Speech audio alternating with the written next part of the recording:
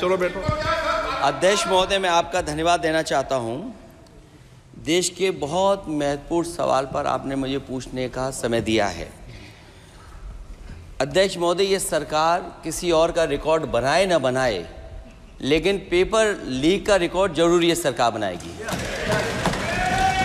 अध्यक्ष महोदय, मुझे इसके बैकग्राउंड में नहीं जाना है कि पूछें। अध्यक्ष महोदय, मुझे बैकग्राउंड में नहीं जाना है कि कब कैसे किस संस्था को बनाया गया है। पूरे देश के छात्र इस पे आंदोलित थे। लगातार अखबार और सीबीआई की जांच के बाद चीज़ें सामने आ रही हैं, लोग पकड़े जा रहे हैं, जेल भेजे जा रहे हैं। मैं अध्यक्ष महोदय आपके माध्यम से पूछना चाहता हूं मंत्री जी से, क्या सेंटर वाइज जिन बच्चों को सबसे ज़्यादा नंबर मिले हैं, क्या उसकी सूची जारी करेंगे? 30,000 सीटें जहाँ हैं, कई सेंटर अध्यक्ष महोदय ऐसे हैं जहाँ 2,000 2,500 बच्चे पास हो गए हैं। सरकारी सीटें 30,000 हैं, कई सेंटर में 2,000 से ज़्यादा पास हो गए। कई प्रदेश के ऐसी जगह है जहाँ पर कुछ सेंटर से 600 से 650 से ज़्यादा सबसे ज़्यादा नंबर हैं। और अगर वो संस्था इतनी क्रेडिबल थी तो अध्यक्ष महोदय जिन सेंटर्स पे ये परीक्षा हुई उन सेंटर्स का इंफ्रास्ट्रक्चर क्या था? क्या मंत्री जी ने जानकारी की थी इस बात की?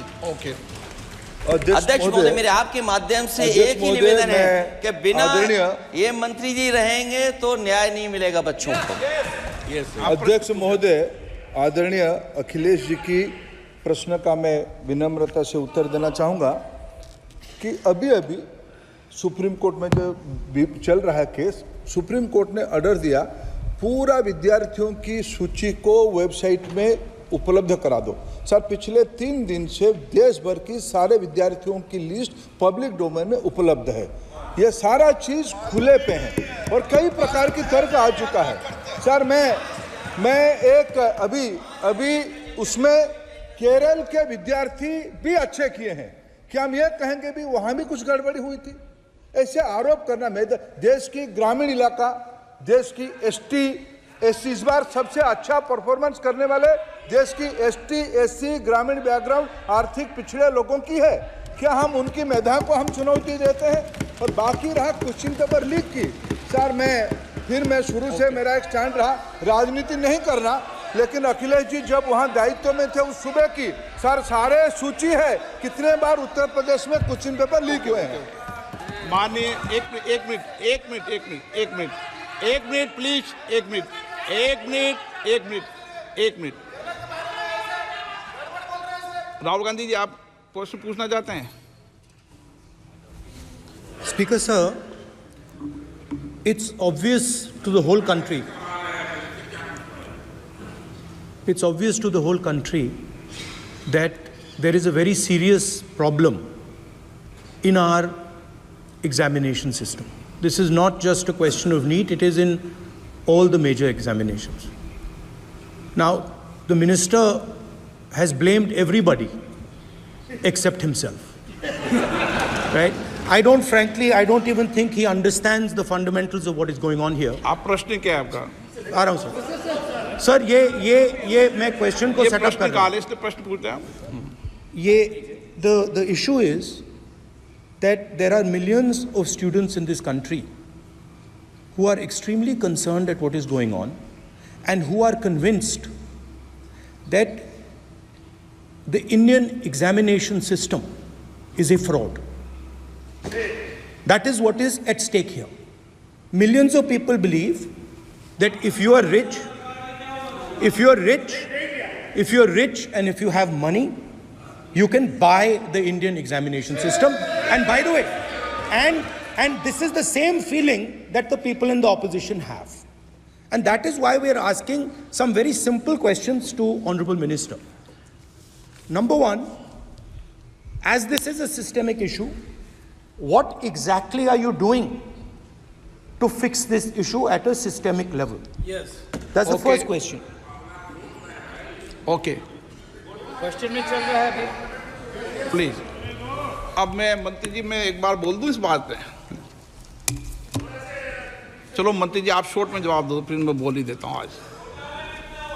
आप शॉर्ट में जवाब देना। अध्यक्ष महोदय, मेरे जो शिक्षा है, मेरे जो संस्कार है, मेरे जो सामाजिक जीवन है, मेरे को मेरे राज्य की, मेरे सूबे की जनता की स्वीकृति मिली है। मैं किसी की, मेरे बौद्धिक और मेरे संस्कार की सर्टिफिकेट मेरे को सारी सदन में किसी से नहीं चाहिए। देश की प्रजातंत्र में चुन के मेरे नेता प्रधानमंत्री मोदी जी को प्रधानमंत्री की भूमिका दिया है। मैं उनकी निर्णय से यहाँ उत्तर दे रहा हूँ सदन को। बाकी ये कहना चिल्लाने से सच झूठ नहीं हो जाएगा साहब। ये जो कहा गया देश की अभी की एग्जामिनेशन सिस्टम रबिश है सर, इससे दुर्भाग्यजनक बयान देश की नेता प्रतिपक्ष का कुछ नहीं हो सकता है सर। मैं कठोर शब्द से उसको निंदा करता हूँ। बाकी रहा, मैं सर आपके सामने, आपके माध्यम से देश के सामने सर एक तथ्य रखता हूँ सर। जिन्होंने रिमोट से सरकारें चलाई है, 2010 में 3 बिल आया था सर शिक्षा सुधार के लिए। उन्हीं की पार्टी के नेता आदरणीय कपिल सिब्बल साहब 3 बिल लाए थे। उसमें से एक बिल था एजुकेशन, उसमें एक बिल था prohibition of unfair practice bill 2010, जिसकी उद्देश्य एजुकेशन इंस्टीट्यूशन में माल प्रैक्टिस को बंद करना। सर मेरे सरकार की हिम्मत है, अभी हमने पब्लिक एग्जामिनेशन की रेगुलरिटीज में बिल लाए, कानून बनाए। क्या मजबूरी था कांग्रेस पार्टी की, क्या मजबूरी था नेता प्रतिपक्ष की? उन्होंने उस बिल को उल्टा किया, किसके दबाव में उल्टा किया? क्या निजी मेडिकल कॉलेज की दबाव में, उनकी घूसखोरी की दबाव में उन्होंने उस बिल को उल्टा किया था? सच सुनने की सामने ही है ये।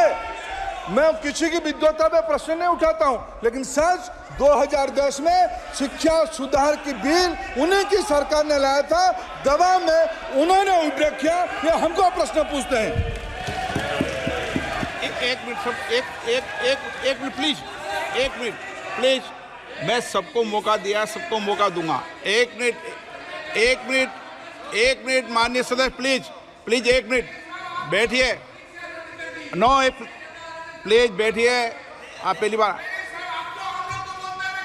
हाँ 1 minute.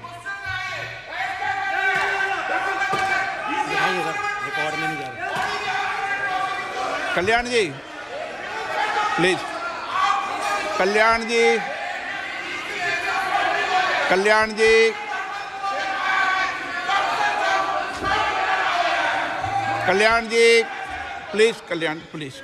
Please 1 minute please, 1 minute सबको मौका दूंगा। 1 मिनट प्लीज, 1 मिनट। माननीय सदस्यगण, विषय महत्वपूर्ण था, मैंने सबको अलाउ किया, लेकिन एक बार इस सदन के अंदर ये सार्थक चर्चा होनी चाहिए, क्योंकि प्रश्न ये था कि परीक्षाओं के विषय के अंदर, और आप सबको पता है देश में अलग अलग राज्यों के अंदर भी अलग अलग दलों की सरकार रही, और उन अलग दलों की सरकार में आपकी भी सरकार रही, अन्य दलों की सरकार रही। वहाँ भी कई बार प्रश्न लीक हुए, प्रश्न पत्र लीक हुए और परीक्षाओं पर प्रश्न उठे। मेरे सवाल, 1 मिनट मैं बता रहा हूँ जिसको, आप पूरी बात सुनिए मेरी।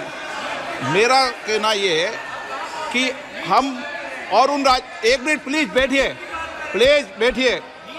1 मिनट नीट नहीं सारी। हमारा सवाल ये है कि हम यहाँ इसलिए चिंता के लिए बैठे हैं कि भविष्य में हमारे विद्यार्थियों के भविष्य पर कोई विषय न उठे, इसलिए किस तरीके का मैकेनिज्म डेवलप करें, परीक्षाओं का क्या बेहतर सिस्टम डेवलप करें, इसमें सबके सुझाव आएँ ताकि भविष्य के अंदर, और उसके लिए जो उत्तम सुझाव हो सकते हैं सरकार भी उस उत्तम सुझावों को मानेगी। 1 मिनट। लेकिन हम अगर सारे परीक्षाओं पर सवाल उठाएंगे तो कई राज्यों में कई दलों की सरकार है जो परीक्षाएं आयोजित करती रहती है।